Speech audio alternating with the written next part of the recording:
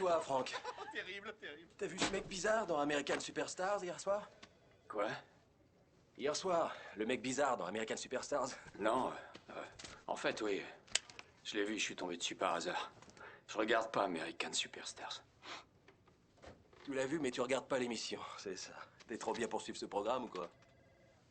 Ouais, je suis trop bien pour un concours de karaoké qui fabrique des stars avec des candidats sans talent. Tu dis pas ça sérieusement. La plupart de ces gamins sont super doués. Non, c'est pas vrai. Ils chantent plutôt juste. Ils sont assez propres sur eux.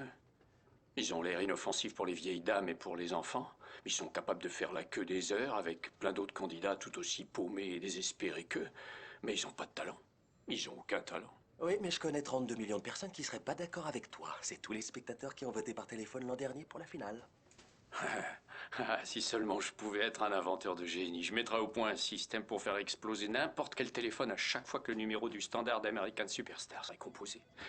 Je pense que je ferais sauter la batterie, ça laisserait une marque sur le visage et je saurais avec qui ne pas discuter avant même que la personne ouvre la bouche. Je la regarderais en disant non, je sais déjà que ce que vous allez dire ne va rien apporter de plus à ma vie. Mais avoue que c'est marrant. Tu dois au moins admettre ça. Stephen Clark est vraiment super drôle. Alors, je trouve ça indécent de rire de quelqu'un qui n'a pas toute sa tête. C'est exactement le genre d'exhibition de monstres qui accompagne le déclin inévitable des empires et des États surpuissants. American Superstar, c'est le nouveau Colisée des Romains. Et moi, je refuse de prendre part à un spectacle où les plus faibles sont jetés en pâture chaque semaine pour notre divertissement. Non, franchement, j'en peux plus. Le monde est devenu beaucoup trop cruel. Si tout ça pouvait s'arrêter pour de bon. Je suis arrivée. Angelina Jolie a beau avoir adopté plein de bébés étrangers. J'aime pas du tout. Les conversations des gens sont complètement creuses maintenant. Tout ce qu'ils font, c'est régurgiter ce qu'ils voient à la télévision, ce qu'ils entendent à la radio ou ce qu'ils regardent sur le web. C'était quand la dernière fois que tu as eu une vraie conversation avec quelqu'un sans que cette personne écrive un texto ou sans qu'elle regarde un écran au-dessus de ta tête?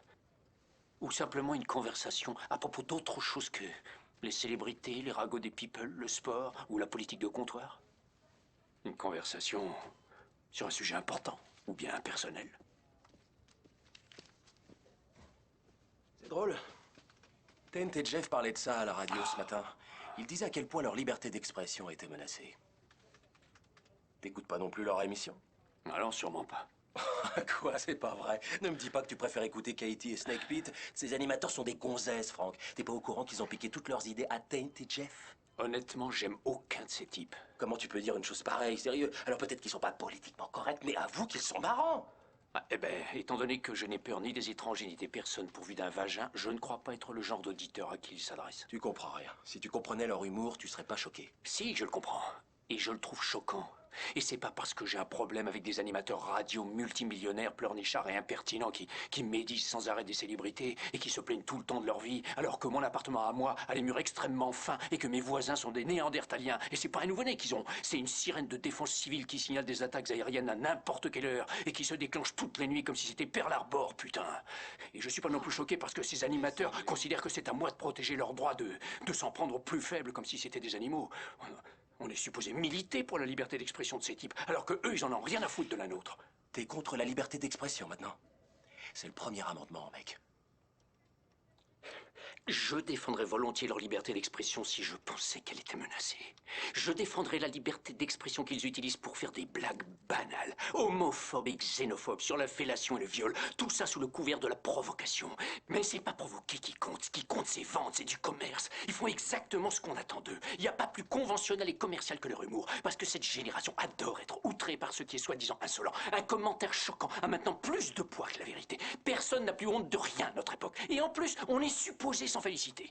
Tiens, hier soir, j'ai vu une jeune fille jeter un tampon usagé sur une autre à la télévision nationale, sur une chaîne qui prétend être la chaîne des femmes d'aujourd'hui.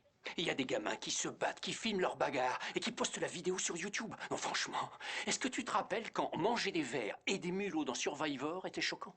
Ça semble complètement dépassé aujourd'hui.